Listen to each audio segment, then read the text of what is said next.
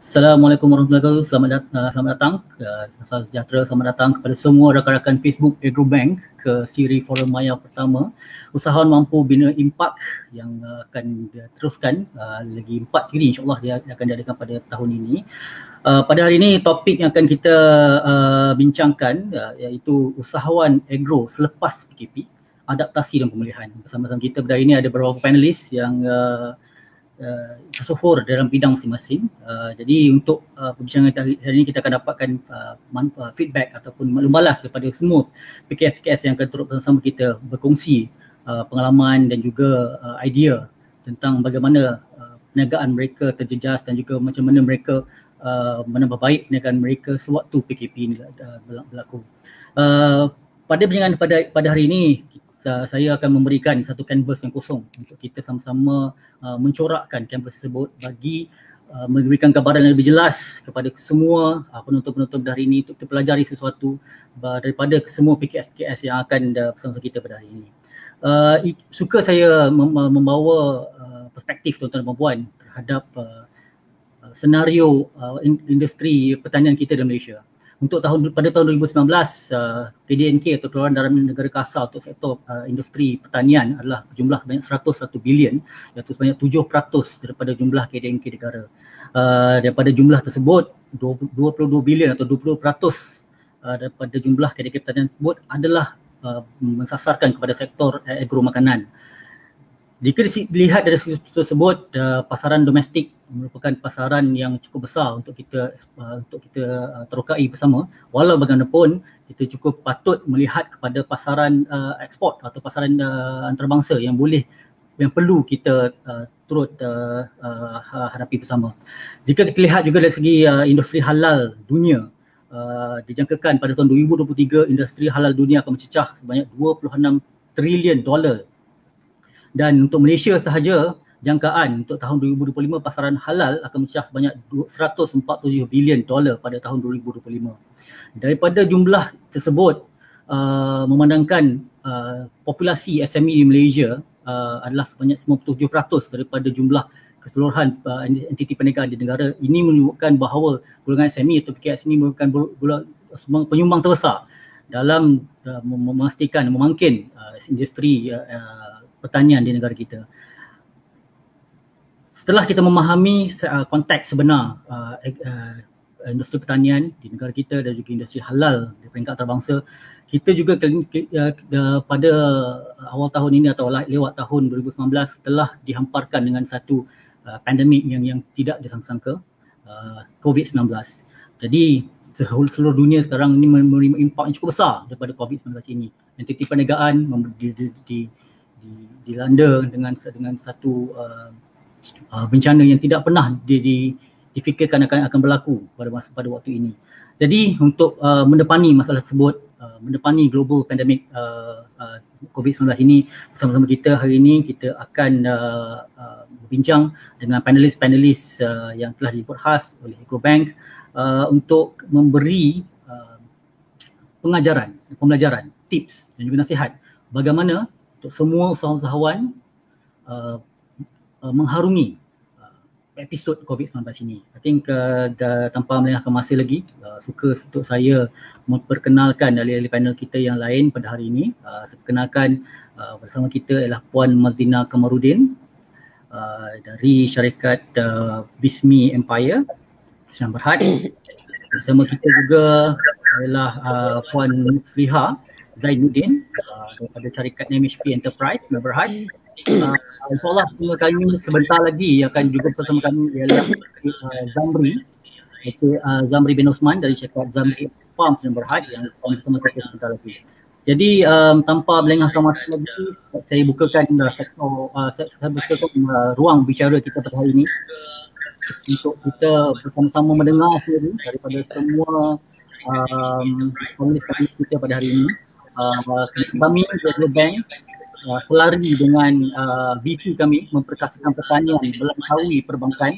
Kami ingin bersama-sama dengan semua pemain-pemain industri sektor pertanian ini untuk kita bergerak bersama dalam satu soft untuk kita bersama-sama berjaya di dalam agro makanan dan juga pertanian perniagaan dalam agro makanan ini. Tanpa lengahkan masa lagi, saya perkenalkan sekali lagi Puan Mazlina Kamarudin dan juga Puan Muslihat bersama kita. Saya rasa untuk buka bicara pada ini, saya ingin mengetengahkan soalan pertama kepada Puan Mazlina.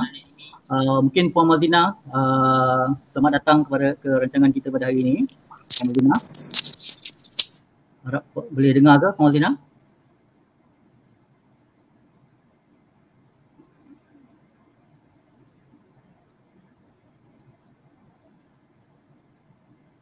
Puan Mazlina boleh dengar ke?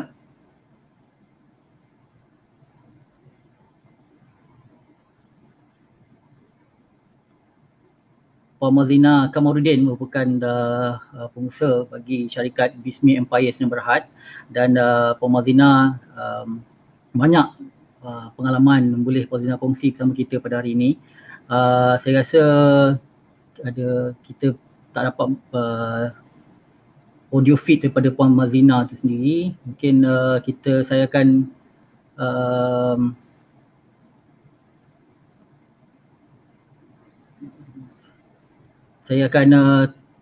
kemukakan soalan ni kepada Puan Muslihat mungkin. Okey, Puan Muslihat. Mungkin Puan Muslihat boleh kongsikan, boleh kenalkan diri Puan Muslihat dan latar belakang perniagaan Puan Muslihat, bagaimana Puan Muslihat boleh mula menceburi bidang perniagaan yang Puan Muslihat ceburi sekarang. Silakan Puan Muslihat. Okey, bismillahirrahmanirrahim. Assalamualaikum dan selamat petang kepada Tuan Moderator dan juga rakan LP dan juga tim Agrobank ya. Seluruh warga Agrobank, selamat petang saya ucapkan. Nama saya Muslihat binti Zainuddin. Saya daripada syarikat MHP Enterprise. Kami beroperasi di Merik 7, Sungai Leman, Kuching, Selangor, dan syarikat kami telah ditubuhkan pada 6 Julai 1992 dan ianya telah diasaskan oleh Tuan Pengasas iaitu Tuan Haji Punari bin Haji Saleh bersama dengan isteri beliau iaitu Puan Hajah Mastura binti Senun. Dan saya adalah generasi kedua yang membantu setelah tamat pengajian dalam bidang perniagaan ini. Pada ketika awalnya kami cuma beroperasi ataupun bermula daripada pasar tani sahaja. Tetapi alhamdulillah berkat bantuan daripada pelbagai agensi dan pihak di bawah MOA, kami telah mula naik dari tangga ke setangga dan alhamdulillah daripada bantuan Agrobank juga kami telah mula meningkatkan kita punya dari segi modal pusingan dan sebagainya. Dan untuk makluman tuan-tuan dan puan-puan semua, produk yang dikeluarkan oleh syarikat kami adalah beraneka snack tradisional yang terdiri daripada beraneka jenis bahulu dan juga antaranya bahulu cermai, bahulu ikan dan seterusnya aneka rempeyek, beraneka biskut dan lain-lain juga. Selain daripada itu juga kami ada mengeluarkan produk kuah pecal ataupun kuah rojak yang berjenama Agromas dan juga berjenama Masri. Kalau tuan-tuan pernah dengar ataupun pernah lihat, bahulu Masri itu adalah trademark kami. Dan alhamdulillah mereka telah mula kenal lah dengan produk kami. Dan untuk makluman tuan-tuan dan puan-puan juga, kaki tangan kami terdiri daripada 25 orang yang kebanyakannya wanita dan kita bantu para suri rumah dan ada juga sebahagiannya ibu tunggal. Dan tujuan kami selain daripada kita nak bina perniagaan ni, kami juga nak bantu penduduk tempatan lah setempat dalam memberi peluang pekerjaan kepada mereka sebenarnya. Terima kasih Puan Muslihat. Satu perkongsian yang menarik tentang bagaimana bermulanya MHP Enterprise itu sendiri. Saya rasa yang paling penting di sini, I think poin utama yang saya dapat daripada Puan Muslihat ini ialah bagaimana langkah pertama itu diambil sewaktu perniagaan ini mula ingin diceburi oleh keluarga Puan Muslihat sendiri. Saya rasa langkah pertama ni satu cabaran yang cukup besar untuk sesiapa yang baru nak menceburi bidang perniagaan, dan saya rasa inilah satu perkara yang boleh kita belajar daripada panel-panel kita lain juga. Mungkin sini saya juga nak masukkan Puan Mazlina dalam perbincangan kita hari ini. Puan Mazlina, mungkin Puan Mazlina boleh terangkan apakah jenis perniagaan yang Puan Mazlina ceburi sekarang dan juga bagaimana semua ini boleh bermula. Okey, sorry tadi ada gangguan teknikal sikit. Assalamualaikum dan selamat petang semua. Okey, saya Mazlina adalah pengarah urusan Bismi Empire Sdn Bhd. Bismi Empire, kita di bawah Bismi Empire kita mempunyai Bismi Cergas Sdn Bhd, Ayam Bismi Sdn Bhd, Naka Bio Life dan juga terbaru kita ada Ayam Bismi Food Sdn Bhd. Saya terangkan sikit, Bismi Cergas Sdn Bhd ini terlibat di dalam penternakan. melalui 18 buah ladang kami, dan total kapasiti ladang kami adalah 1.9 juta ekor, dan pengeluaran ternakan adalah 1 juta ekor sebulan. Itu adalah di bawah Bismi Cergas dan Berhad. Dan manakala ayam Bismi, kami mempunyai kilang pemprosesan ayam yang memproses 15,000 ekor ayam sehari. Dan juga kami mempunyai 13 rangkaian outlet penjualan serta 250 ejen dan stokis di seluruh Malaysia. Okey, Naka Biolife adalah makmal yang kami tubuhkan untuk menjaga kesihatan ayam melalui teknologi terkini. Jadi kami juga menguji dedak-dedak ayam ini supaya ianya bebas daripada sisa serbuk darah dan tulang babi. Ini komitmen kami kepada pelanggan-pelanggan kami. Okey, ayam Bismi Food ini kami merasakan bahawa hasil daripada hasil daripada ayam mentah yang kami ternak dan proses ini, kami patut melakukan sesuatu sebagai nilai tambah. Dan produk yang telah kami sediakan adalah chicken popcorn, ayam perak, serunding dan coming lagi akan ada nugget dan sebagainya. Bagaimana bermula? Yang ini menarik. Pada tahun 1988, Tuan Haji Jeffrey, iaitu masa tu saya belum lagi berkahwin, kawan dia ajak buat bisnes ayam dan dijanjikan ada pasaran.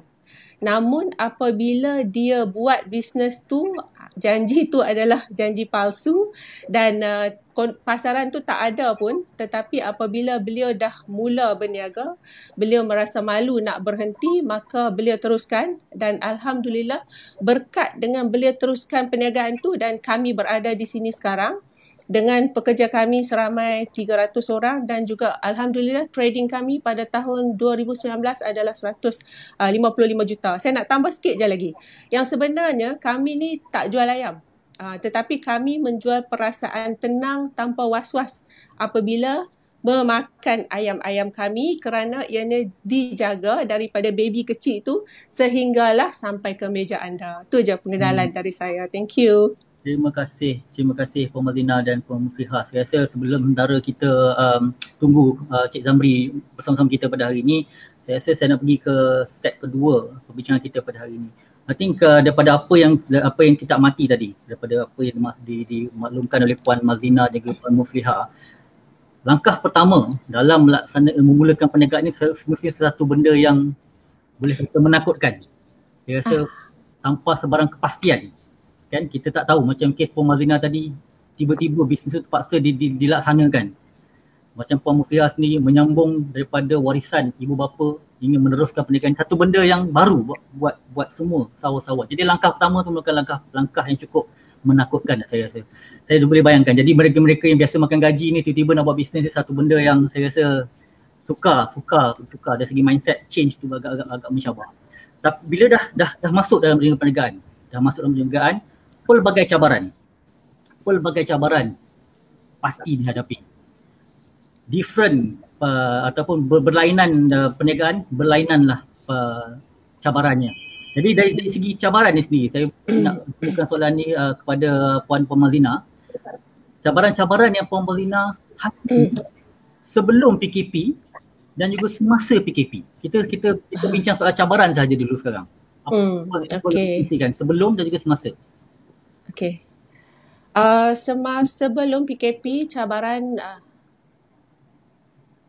Sebelum PKP, cabaran adalah biasalah ya. Bagaimana kita menghadapi turun naiknya harga ayam, kerana bekalan kita terpaksa bersaing dengan isi ayam import dan sebagainya. Okey, ya. Sorry, dia macam ada gangguan sikit, tapi tak apa, saya teruskan. Jadi yang lain-lain cabaran tu saya rasa semua orang pun menghadapinya during PKP dan sebagainya kan. Jadi saya nak terangkan yang semasa PKP tu, harga ayam hidup pada masa tu adalah RM5.40 harga ayam hidup dan merudum sehingga ke RM1.80. Kami amat terkejutlah sebab kalau RM1.80 sekilo untuk ayam hidup bermakna kami akan kerugian sebanyak 3 ke 4 ringgit seekor. Jadi namun begitu kita terpaksa, sebab ayam ni kita terpaksa jual sebab kita tak boleh simpan di ladang-ladang kita. Namun begitu, walaupun harga ayam hidup tu RM1.80, tetapi di luar penjual-penjual orang tengah ni menjual pada harga RM7 ke RM8. Jadi itu menyebabkan lagi ayam ni tidak dapat keluar daripada ladang.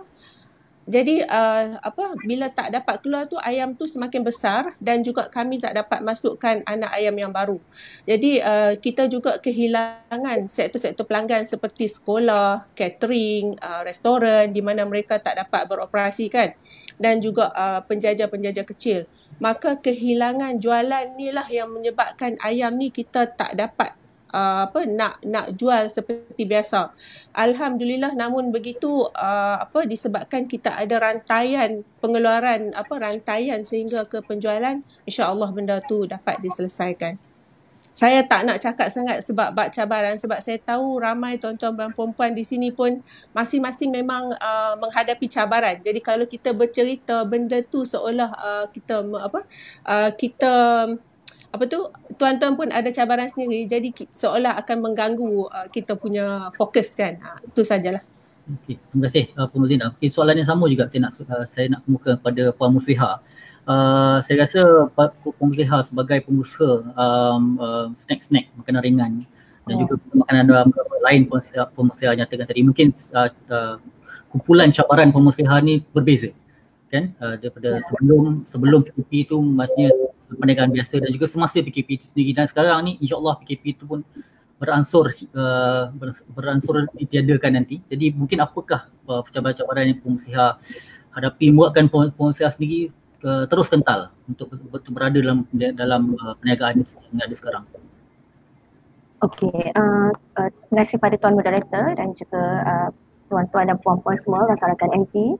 Okey, untuk makluman anda semua, ketika awal PKP untuk fasa 1 tu memang saya rasa agak berat dan inilah agak cabaran yang mungkin itu saya boleh kongsikan lah ya, cabaran yang kita hadapi. Yang pertama sekali tentulah waktu ketika PKP itu waktu yang cuti sekolah. Jadi waktu cuti sekolah tu mesti kita tahu waktu cuti kenduri kahwin. Jadi lepas tu kalau untuk orang yang nak balik kampung pun waktu tu juga waktu balik kampung untuk waktu cuti sekolah tu kan.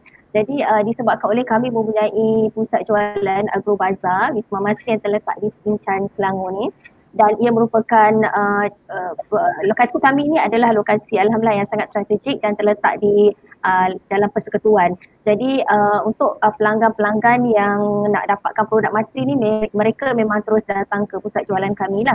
Jadi pada ketika itu, pada awal PKP itu memang telah diarahkan tak boleh keluar, tak boleh keluar rumah, duduk saja di rumah. Jadi kami pun kita cuba buka untuk sehari 2 hari dan pada hari ketiga tu kami telah diarahkan oleh PBT supaya tutup premis. Dan tetapi bagi saya tak boleh duduk diam macam tu sebab saya pun mempunyai pekerja saya pun perlu maksudnya untuk maksudnya mendapatkan pendapatan kan. Dan kami juga mempunyai lebih kurang 50 orang pembekal ataupun vendor yang menghantar produk ke pusat jualan kami di Agro Bazaar Wisma Masri di Kuching. Jadi apa yang saya buat, saya kena maksudnya itu menjadi satu cabaran lah permulaan. Dan pada seterusnya pada ketika tu pun pelanggan pun bila tahu COVID ni memang dia mudah kita pun tak nampak kan sebab ni virus ni memang agak ni kan. Jadi pelanggan pun agak sukar nak datang, maksudnya memang tak boleh datang ke kedai pun, nak keluar rumah pun tak galakkan lah. Jadi kami rasa macam mana nak kata memang kami hanya bertumpu kepada, kita tak ada online masa tu. Jadi kami hanya bertumpu kepada pasaran secara langsung terus kepada pelanggan. Dan pada ketika itu juga masa ataupun waktu operasi kami telah dihadkan lah. Maksudnya pada hanya setakat pukul 9 pagi hingga 1 petang sebab kita nak kurangkan risiko. Risiko sebab pada ketika itu tengah virus ni orang kata tengah merebak lah kan. Jadi apa yang kita buat, kita akur saja dengan perintah maksudnya pihak kerajaan dan juga PBT. Yang mana tujuan mereka ni sebenarnya bukan untuk menyusahkan kita semua, tetapi untuk memenang wabak tu pada ketika tu. Jadi saya maklum, walaupun pada ketika tu orang kata cabaran tu nangis jugalah dibuatnya saya. Tapi saya ambil perkara tu sebagai satu perkara yang positif lah. Terima kasih Puan Muslihat, terima kasih Puan Madina. Saya rasa berdasarkan perkongsian Puan Madina, cabaran-cabaran yang tu ada mungkin 1x. Bila ada dalam proses fasa PKP ni, cabaran tu dikali gandakan 10 mungkin. Dengan tanggungjawab yang kita ada terhadap kerja dan bebanan-bebanan komitmen lain yang syarikat terpaksa hadapi. Jadi itu cabaran yang cukup mencabar bagi saya. Tapi bagi seseorang usahawan, bila satu perniagaan berada dalam satu mode krisis, kan, satu mode krisis. Apa yang membezakan seorang usahawan yang hebat dengan usahawan yang kurang nasib baik ialah mindset. Perubahan mindset yang perlu diterapkan. Bagaimana agaknya Puan Mazlina mengadaptasikan atau menambah baik proses-proses dia ada? Apakah penambahbaikan lain yang Puan Mazlina sendiri buat sewaktu PKP ini, dan berapa lama tempoh Puan Mazlina ambil untuk keluarkan adik-adik baru bagi mengatasi segala masalah dan cabaran yang Puan Mazlina sebutkan tadi? Terima kasih. Okey, hari pertama tu semasa saya menunggu pengumuman daripada Tan Sri Muhyiddin Yassin, saya rasa ya Allah takutnya sebab masa tu di ladang saya ada 1 juta ekor ayam. Jadi ya Allah, macam mana ni kalau lockdown ni kami tak dapat menjual ayam kami langsung kan. Jadi saya tak boleh nak bayangkan lah apa yang akan terjadi. Setiap patah perkataan pengumuman tu saya dengar. Dan akhirnya apabila dikatakan bahawa sektor essential itu, ayam ni sektor essential boleh berniaga, maka saya merasa lega lah. Dan terus hari pertama tu kita merancang juga apa yang kita nak buat semua kan. And then hari kedua terus saya melancarkan platform ayambismetoyou.com.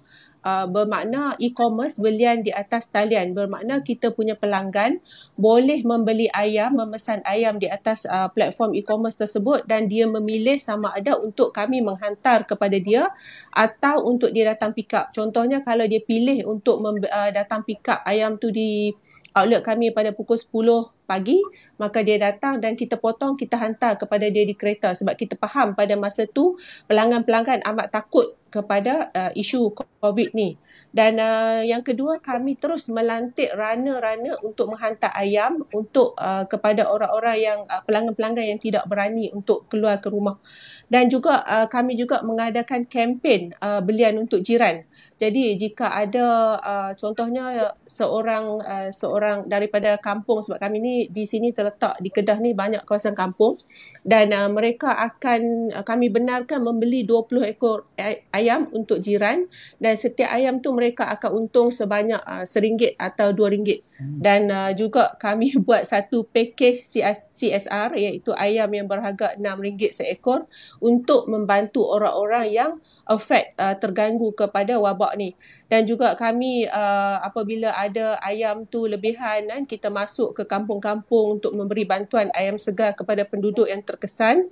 Dan yang paling penting, yang paling saya takut ialah sebab pekerja-pekerja kami ni terpaksa bekerja kerana sektor essential.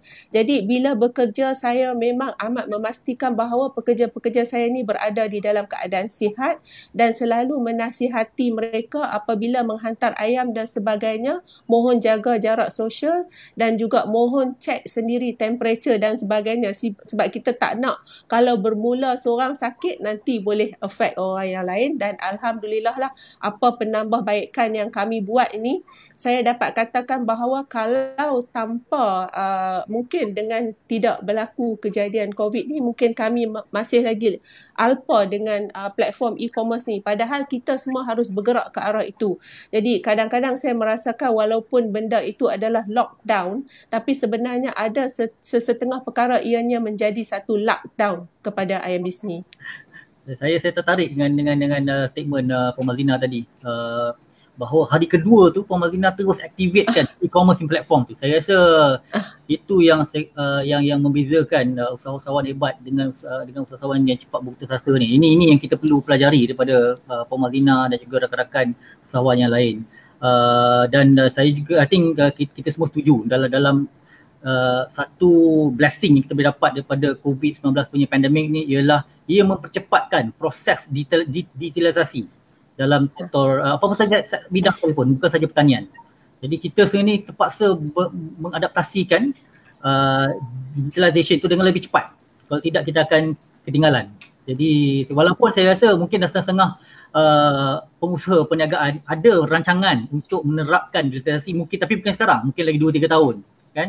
Tapi dengan adanya wabak ni kita terpaksa cepatkan sekarang. Itu yang Puan Mazlina laksanakan. Saya ucap tahniah pada Puan Mazlina lah. Dan soalan yang sama kepada Puan Musliha. Saya rasa Puan Musliha sebutkan pelbagai jenis cabaran yang Puan Musliha nyatakan tadi dengan tidak dibenarkan untuk bergerak untuk mengedarkan produk-produk Puan Musliha yang Puan Musliha hasilkan, dan dengan tanggungan staf-staf dan juga ibu tunggal yang Puan Musliha gajikan peringkat harian sebagai pengusaha, sebagai pemunya perniagaan ini. Saya rasa bebanan tersebut boleh diatasi hanya dengan penambahbaikan yang drastik. Right? Jadi mungkin Puan boleh kongsikan apa penambahbaikan yang Puan buat dalam tempoh PKP ni.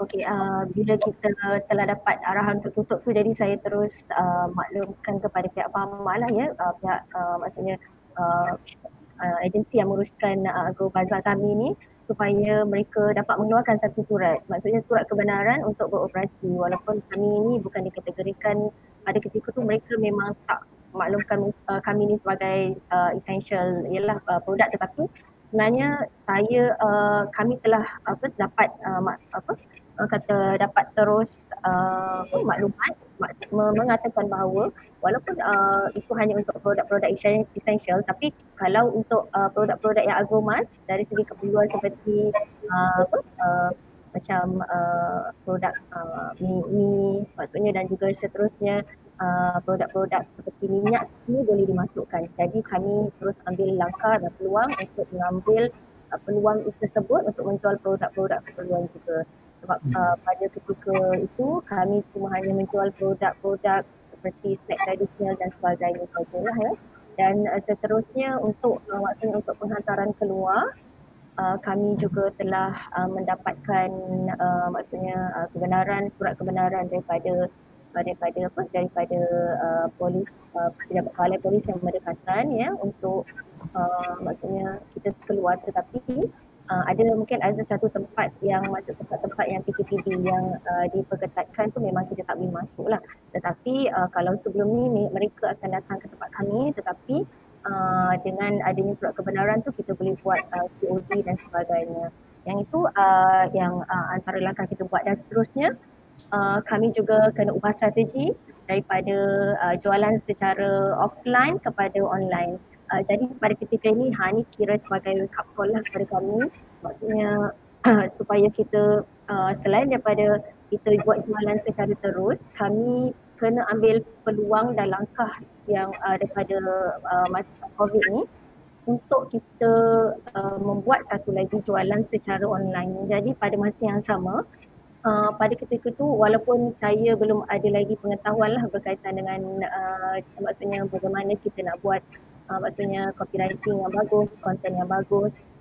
Di sini maksudnya saya ingin mengucapkan jutaan terima kasih lah kepada pihak Agrobank Center of Excellence yang terdiri daripada Cik Nazri, Cik Idwan dan seterusnya tim Cik Anwar dan juga lain-lain tim Agrobank yang memang sangat membantu. Mereka tak jemu untuk buat klinik bisnes dan maksudnya ada sahaja perkembangan ataupun input-input yang bagus yang saya boleh pelajari daripada klinik bisnes tersebut.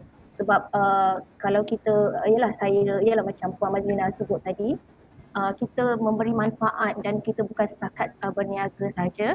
Dan daripada yang klinik bisnes tu saya belajar macam mana nak buat konten dan juga copywriting dan menerapkan unsur-unsur empati lah kepada pelanggan-pelanggan. Dan seterusnya selain daripada itu saya juga dapat bantuan daripada pelajar local industry yang membuat, maksudnya mendaftarkan produk-produk kami di Shopee. Jadi kalau dulu kita tengok kat Shopee tu kita yang membeli. Sekarang ni kita kena daftar Shopee untuk kita jual produk kita. Yang tu yang maksudnya nak maksudnya kita ada tambahan untuk channel ataupun cara marketing tu. Dan seterusnya alhamdulillah kita juga telah mempelbagaikan jualan ya, selain daripada produk-produk snack tradisional, selain daripada kita buat produk bahulu ya, kita juga tambah dengan membuat jualan produk pertanian seperti macam jagung manis. Kalau di Sinchan kita ada produk jagung, lepas tu kemifai dan juga labu, dan ada kebanyakannya yang diedarkan oleh maksudnya dikeluarkan oleh farmer, tapi kita bantu dari segi pemasaran.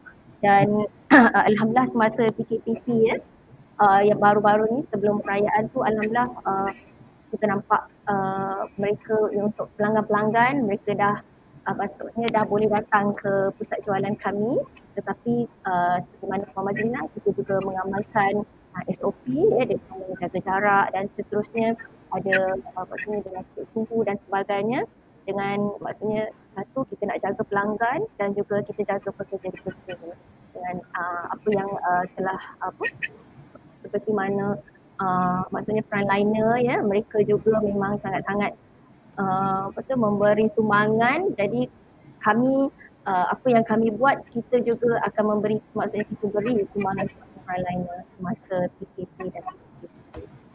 Okey, saya rasa mendengarkan kepada malam balas daripada Puan Mazlina dan Puan Maslihah pada petang ni, saya dapat simpulkan penambahbaikan yang segera diambil waktu tempoh PKP ni merangkumi 3 perkara lah. Yang pertama sekali dari segi memasuki arena e-commerce atau e-dagang itu sendiri dengan cepat.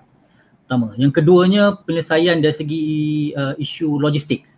Maknanya bagaimana untuk sampai kepada pelanggan yang lebih cepat. Jadi macam konsep COD yang Puan Mazlina, Puan Maslihah laksanakan, saya rasa itu perubahan yang cepat dilaksanakan. Dan yang ketiga, kepelbagaian produk itu sendiri. Bila kita ada pelbagai jenis produk dan produk offering kita kepada customer tu lebih mudah untuk tercapai. Dan apa yang saya rasa satu sedikit keuntungan bila kita berniaga dalam sektor pertanian ni ialah ini merupakan satu sektor yang sukar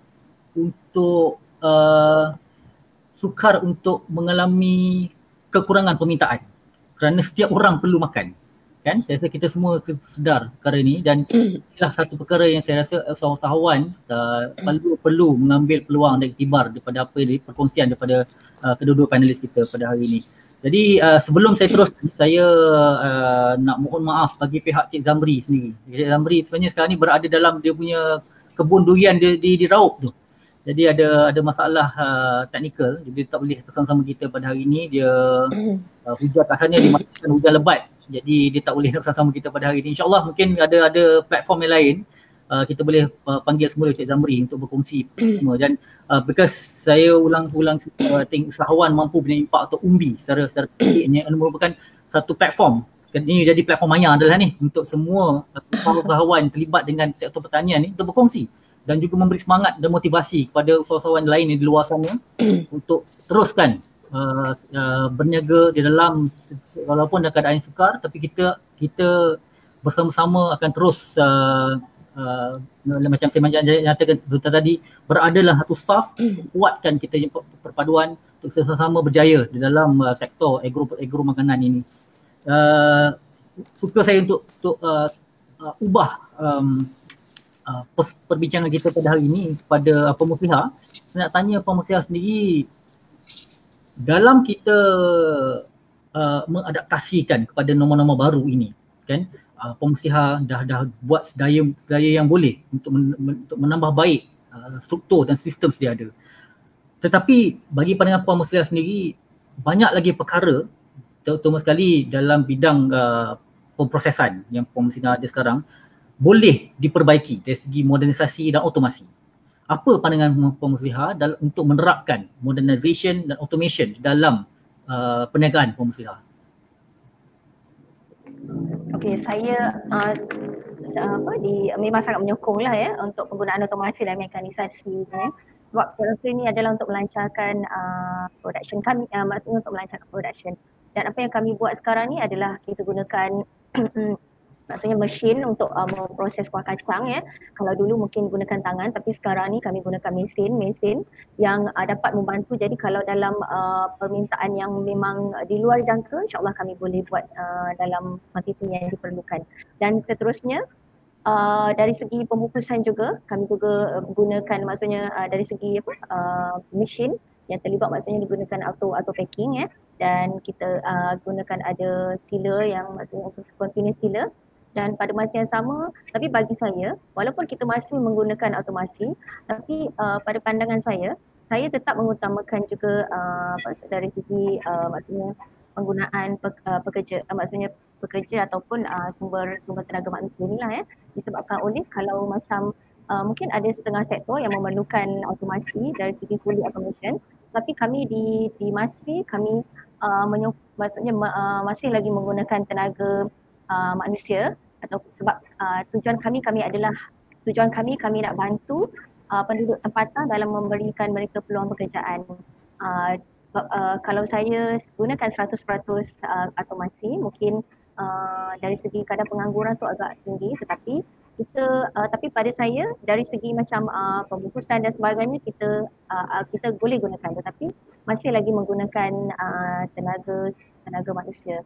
Dan apa yang kami buat sekarang ni sebab saya tak nak macam kami beroperasi di luar bandar, jadi kami tak nak maksudnya pekerja-pekerja, maksudnya ada penduduk-penduduk di luar bandar ni pergi ke bandar untuk dapatkan pekerjaan. Tapi saya rasa peluang yang kami ada adalah untuk membantu penduduk tempatan dalam memberikan mereka peluang pekerjaan.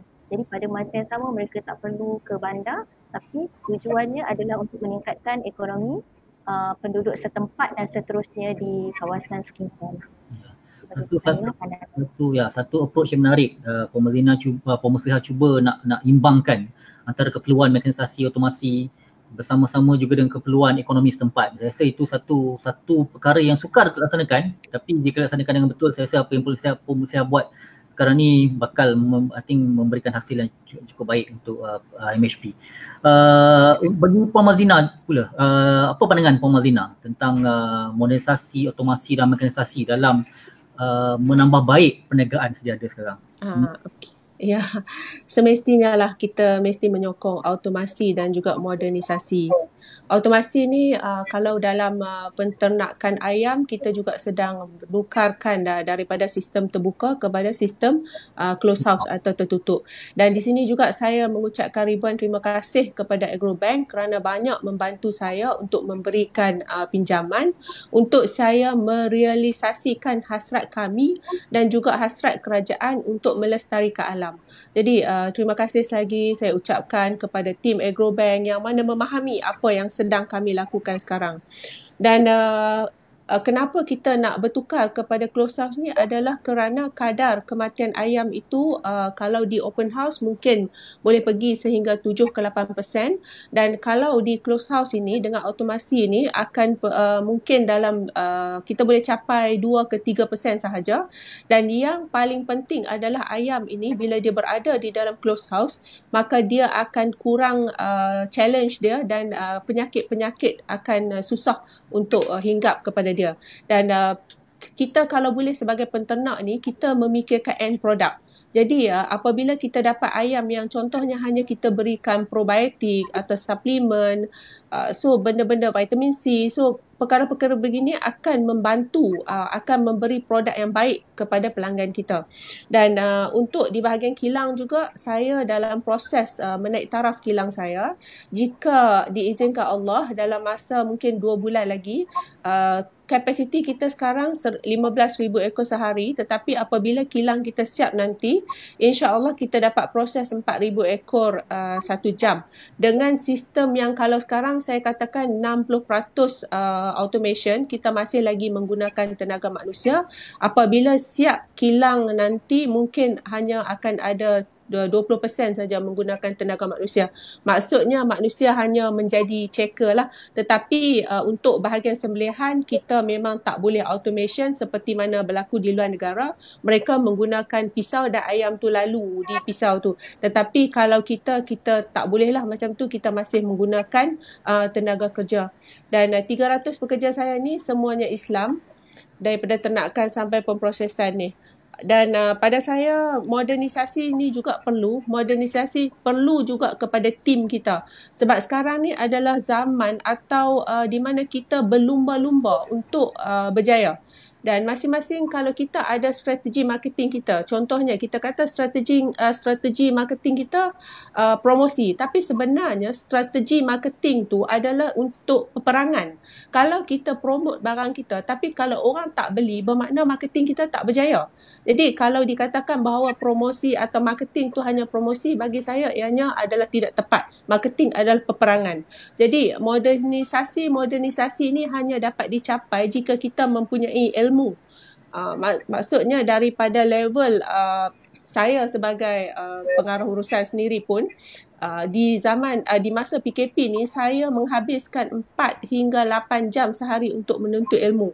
Sekali lagi saya katakan bahawa lockdown ini adalah lockdown kepada saya untuk saya belajar. Kadang-kadang saya tak ada masa untuk belajar, untuk membaca buku. Tetapi apabila terjadi begini dan saya pun tak dapat pergi ke mana-mana, hanya berada di office, di rumah saja kan. Jadi inilah yang menyebabkan saya rasa sangat bertuah lah. Dan pentinglah modernisasi ni. Tolonglah kalau usahawan-usahawan semua kena berfikir tentang modernisasi ni. Belajarlah untuk menjadi moden. Dalam sistem dan SOP syarikat kita juga perlu dimodernkan. Kita tak boleh sekarang ni berharap bahawa orang dia fahamlah tugasan dia. Dia fahamlah apa yang dia patut lakukan. Tidak. Bila kita menguruskan syarikat, kita kena ada sistem SOP, kena ada operational excellence untuk kita menilai adakah pekerja-pekerja kita ni bekerja dengan cukup masa, atau adakah kita terlebih memberi pekerjaan kepada mereka. Jadi banyak benda lah sebenarnya untuk sustain dalam perniagaan. Itu saja dari saya. Terima kasih Puan Mazlina. Saya rasa satu penerangan yang cukup lengkap, cukup padat tentang modernisasi dan otomasi. Dan saya rasa Puan Mazlina dan juga Puan Muslihat lagi mana terdaya telah melaksanakan modernisasi dan juga otomasi di peringkat syarikat masing-masing. Saya ucapkan tahniah sekali lagi pada kedua-dua panelis kita pada hari ini. Untuk makluman ahli panel kita dan juga rakan-rakan Facebook Agrobank, untuk makluman semua, bulan Jun ni merupakan bulan PKS. Bulan Agrobank meraihkan PKS di Malaysia. Sebab tu kami lancarkan program Umbi ni pada bulan Jun dan menjemput PKS contoh yang boleh berkongsi pengalaman dan pandangan tentang ruang lingkup perniagaan masing-masing. Jadi kami di Agrobank juga antara fokus utama kami pada masa akan datang adalah untuk menekankan kepada customer journey. Maksudnya macam mana customer ataupun pelanggan-pelanggan kami boleh kekal bersama-sama kami daripada sekecil-kecil mereka dalam bidang perniagaan ke mungkin peringkat MNC atau multinational corporation satu hari nanti. Jadi kami sebelum-bolehnya kami ingin bersama-sama berkembang bersama dengan pelanggan-pelanggan kami untuk kita mengharungi perniagaan di dalam pertanian itu sendiri. Jadi macam Puan Mazlina dan Puan Muslihat nyatakan sebentar tadi, kami di peringkat Agrobank bukan sahaja memberikan tawaran pembiayaan untuk perniagaan, kami juga ada pasukan atau kami Center of Excellence atau Agrobank Center of Excellence yang juga memberikan khidmat nasihat dan juga bantuan klinik-klinik bisnes yang kami rasa sama pentingnya dengan bantuan pembiayaan yang diberikan oleh bank. Jadi kami di sini memang amat menitik beratkan kualiti pelanggan-pelanggan kami dari segi services atau perkhidmatan yang kami tawarkan. Untuk soalan seterusnya, saya nak minta pandangan daripada Puan Mazlina tentang bantuan-bantuan yang telah kerajaan umumkan sempena PKP ini sendiri dan bagaimana Puan Mazlina rasa apa lagi yang Puan rasa bantuan-bantuan dan khidmat nasihat lain yang boleh kerajaan berikan kerana setiap perniagaan ni tak semestinya bantuan kewangan ni bukan satu benda yang mutlak. mungkin sebenarnya ada lagi benda-benda lain, bantuan lain yang sebenarnya bukan kewangan yang lebih penting bagi setengah-setengah syarikat. Mungkin Puan Zina boleh kupas tentang isu tersebut. Tentang isu bantuan ni, saya ni sebenarnya saya amat menyanjung tinggi mengucapkan terima kasih kepada kerajaan yang diterajui oleh Tan Sri Muhyiddin Yassin. Banyak bantuan-bantuan yang diberikan oleh usahawan ya, dan juga bantuan kepada pekerja-pekerja contohnya. Jadi bagi saya kita bagi bantuan itu ibarat kita memberi ikan kepada usahawan-usahawan. Namun sebagai seorang usahawan, kita sendiri yang kita sendiri yang harus mengubah diri kita. Contohnya, kalau kita katakan bahawa wabak daripada COVID ni adalah daripada Allah Subhanahu Wa Taala, maka wabak ini ubatnya adalah ada pada Allah Subhanahu Wa Taala. Sama-samalah kita berdoa agar COVID ini diangkat daripada muka bumi ini. Saya minta maaf lah sebab walaupun saya ni berniaga ayam daging, tapi hidup saya ni lebih kepada ayam kampung. Jadi ayam daging ni dia tunggu masa, diberi makan, diberi air, kalau dia sakit diberi ubat, didudukkan dalam keadaan yang selesa. Tetapi saya lebih salute dan resmi perniagaan saya ini lebih kepada ayam kampung. Maksudnya kalau owner rumah tu bagi makan, dia makan. Kalau tak bagi makan, dia cari sendiri. Jadi saya tidak boleh menjawab sangat tentang bantuan ni, namun begitu saya ucapkan ribuan terima kasih. Tetapi bagi saya kita kalau boleh, kita mahu kerajaan kalau dalam bidang ayam melihat untuk mengurangkan ekspor. Kalau dulu kita sangat berperang tentang ekspor ni, maksudnya isi ayam yang dibawa masuk tu sebenarnya untuk kegunaan kilang, tetapi ianya juga dijual di pasar-pasar yang luar. Jadi dia akan affect harga ayam tu akan turun. Dan juga saya harap pihak kerajaan juga mengkaji supaya pengeluaran anak ayam itu mencukupi untuk kegunaan dalaman sahaja, which kita tahu kegunaan dalaman kita, saya kurang pasti, saya lupa dah tu. Jadi kita hadkan pengeluaran anak ayam tu supaya bila ayam ni, isunya sekarang kita tak boleh simpan. Apabila matang saiz dia, kita kena keluarkan. Jadi saya memohon supaya kerajaan melihatlah perkara ni, dan juga andainya pihak kerajaan ada bantuan kepada penternak-penternak yang terjejas suatu masa dulu di mana harga ayam telah menurun ke RM1.80 tu, kerugian kita mengalami kerugian dari segi kos RM3 ke RM4 seekor. Jadi kalaulah kerajaan ada bantuan apa salahnya diberikan supaya penternak-penternak ini kekal dapat bersaing. So, kita takut andainya penternak-penternak ini tak dapat bersaing, suatu hari akan terjadinya monopoli. Maka jika terjadi monopoli, agak sukarlah untuk pihak kerajaan juga mengawal harga ayam. Ya, itu pendapat saya. Saya rasa pandangan yang menarik situ Puan Mazlina cakap bagi perbandingan antara ayam kampung dan juga ayam daging. Satu pandangan yang menarik. So poin yang saya dapat tangkap di situ ialah Puan Mazlina cakap kita perlulah jadi seperti ayam kampung yang lebih resilient, yang lebih kuat dan boleh mengadaptasikan elemen-elemen luaran dengan lebih baik dan so that kita boleh mendepani cabaran-cabaran pada masa hadapan. Terima kasih Puan Mazlina. Dan Puan Musliha, apa pandangan Puan tentang bantuan-bantuan yang telah diumumkan oleh kerajaan? Adakah betul-betul ini memberi impak yang positif kepada Puan Musliha, penjagaan Puan Musliha, ataupun pasal saya rasa tak cukup lagi ni, ada lagi bantuan-bantuan yang bukan saja kewangan, mungkin bantuan-bantuan lain? Okay, Puan Musliha boleh komen? Bagi saya, bantuan yang maksudnya daripada pasal 1, maksudnya dari segi rangsangan ekonomi memang sangat-sangat membantulah pihak syarikat dari segi untuk bawah, maksudnya seperti contoh di bawah Kementerian Sumber Manusia, apa yang kami dapat adalah dari segi maksudnya bagaimana ERP, pengekalan pekerja, dan seterusnya kita boleh memohon subsidi upah. Seterusnya ada pada masa yang sama banyak juga seperti bantuan-bantuan SRF. Tetapi apa yang saya boleh kongsikan, kita kena ukur, maksudnya sama ada kita lihat dari segi kemampuan syarikat untuk apa yang kita buat ni.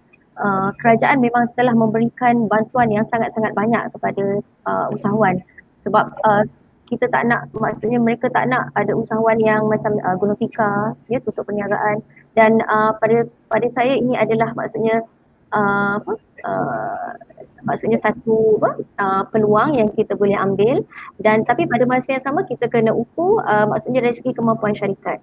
Apakah dan dari segi strategi syarikat, dari segi maksudnya dari segi aliran tunai kita dalam tempoh 3 hingga 6 bulan, bagaimana keadaan syarikat kita. Jadi kalau macam bila kita rasa syarikat kita hanya dapat maksudnya bertahan hingga 3 hingga 6 bulan, SRF sangat-sangat membantu. Tetapi kita bukan buat SRF tu untuk membayar segala liability, tetapi untuk kita menjana lagi keuntungan, untuk menjana lagi perniagaan.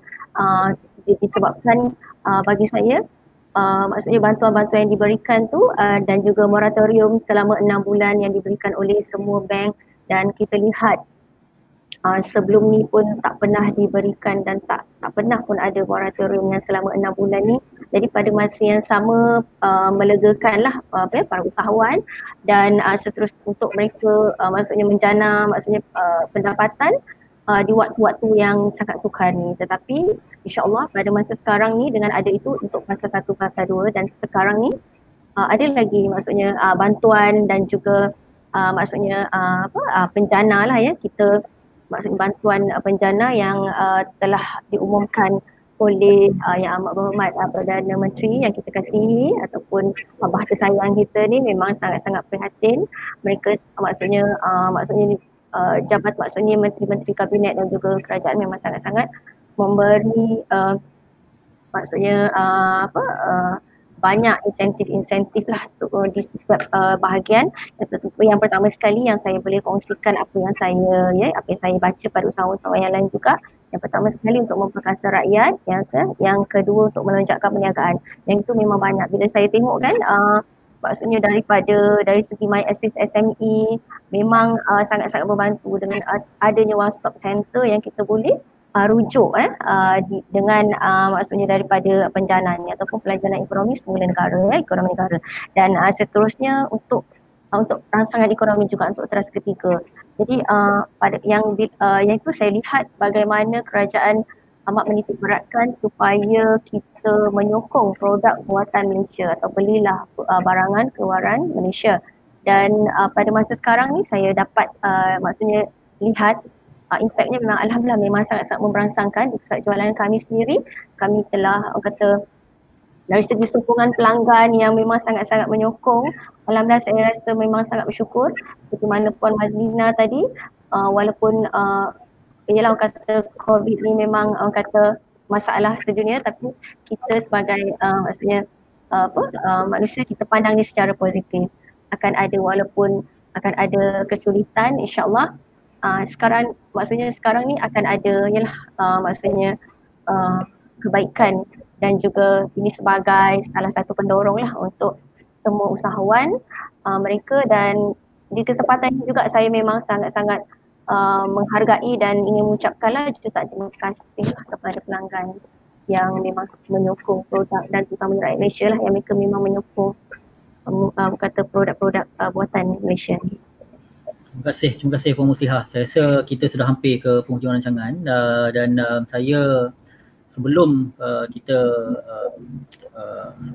bersurai pada hari ini, saya ingin dapatkan pandangan dari Puan Muslihah terlebih dahulu tentang apakah tips-tips dan nasihat yang boleh Puan Muslihah kongsikan dengan rakan-rakan usahawan yang lain yang mungkin pada ketika ini perlukan suntikan motivasi. Mungkin suntikan bantuan kewangan, mungkin kerajaan sudah sedaya upaya membantu, tapi mungkin dari segi kreativiti, inovasi diperlukan dan juga motivasi dalam keadaan sukar ini. Mungkin apa-apa Puan Muslihah boleh kongsikan bersama rakan-rakan usahawan yang bersama-sama kita ini. Okey, saya ingin berkongsi sebanyak lah, tapi sebenarnya ada lagi usahawan di mana Puan Mazlina yang kata memang sangatlah kata sangat hebat. Tapi apa yang saya boleh kongsikan untuk para usahawan semua, kita jangan mengalah. Sekarang bukan masanya dan belum terlambat untuk kita memulakan perniagaan ini secara online. Kalau dulu kita cuma buat jualan secara offline, tapi jangan hanya bertumpu pada satu platform saja. Kita pergi kepada jualan yang secara offline.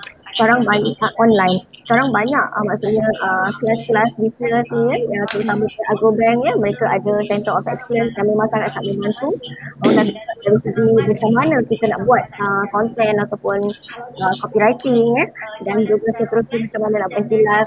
Mungkin pada permulaan tu seperti mana saya sendiri, kita saya rasa saya pun perlu belajar. Kalau dulu kita cuma mengharapkan kepada pelanggan yang datang, tetapi sekarang ni tak boleh lagi, kita kena tumpukan kepada perniagaan secara offline. Dan seterusnya yang penting dengan adanya bantuan, saya rasa usahawan-usahawan yang lain, kawan-kawan rakan-rakan usahawan yang lain semua boleh berganding bahu dan sama-sama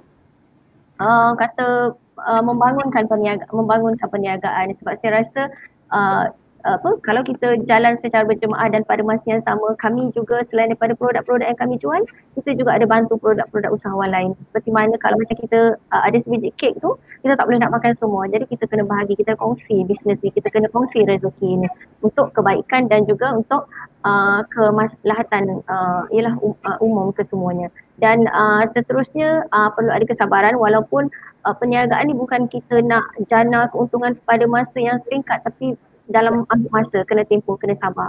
Itu adalah mungkin maksudnya seperti mana Tuan pengasas maklumkan, perniagaan ni maksudnya bukan kita bina untuk kita saja, tetapi untuk generasi ataupun untuk legasi yang seterusnya. Pada masa yang sama, bukan kita seorang yang, maksudnya bukan kita saja yang maksudnya kita nak bantu, tetapi orang lain. Dengan adanya berniaga ni kita boleh bantu orang lain juga. Maksudnya penduduk kampung, pekerja-pekerja, maksudnya dengan pekerja-pekerja dengan memberikan pendapatan kepada mereka.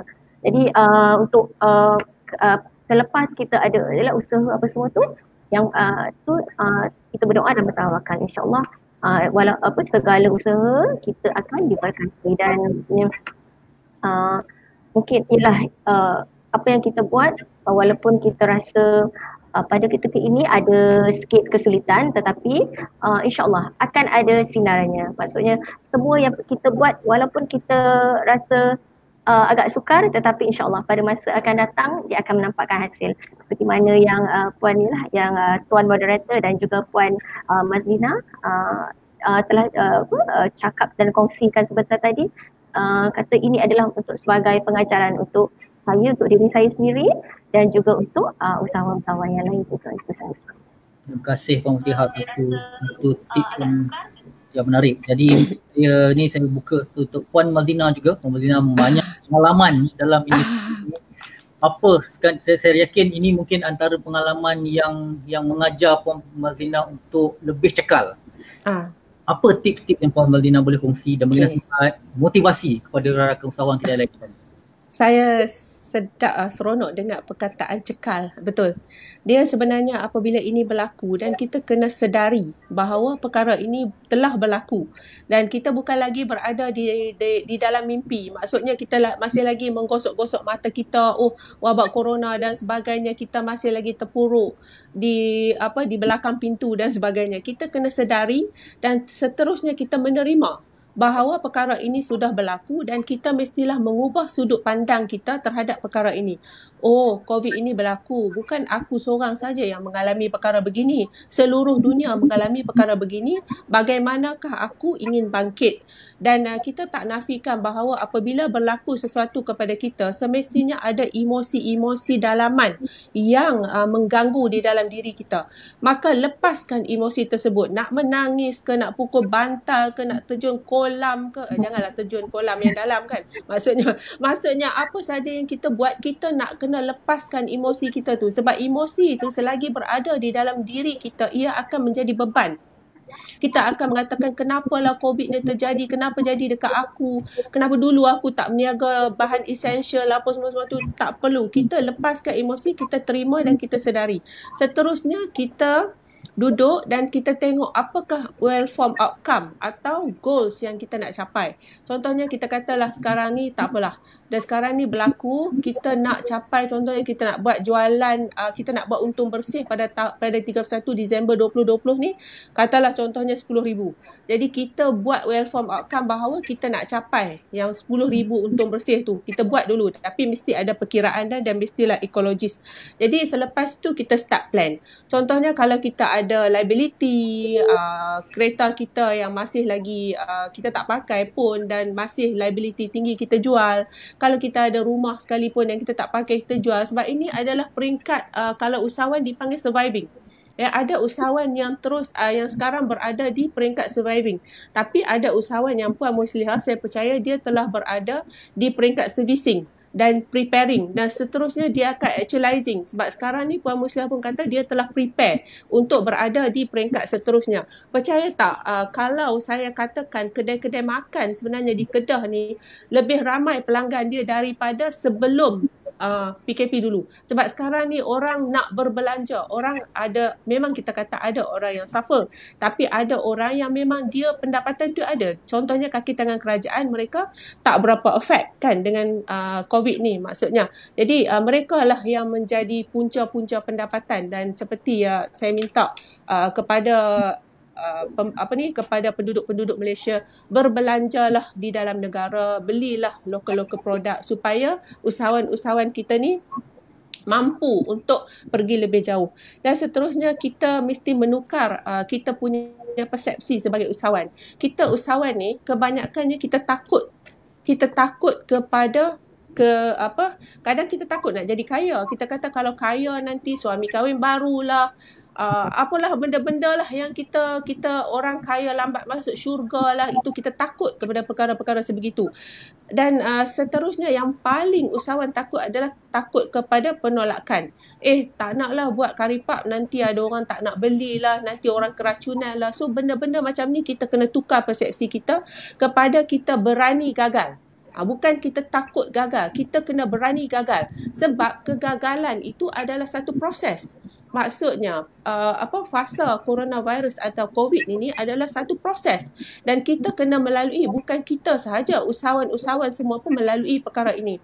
Dan apabila terjadi sesuatu proses ni, kita lalui dan kita jangan protes.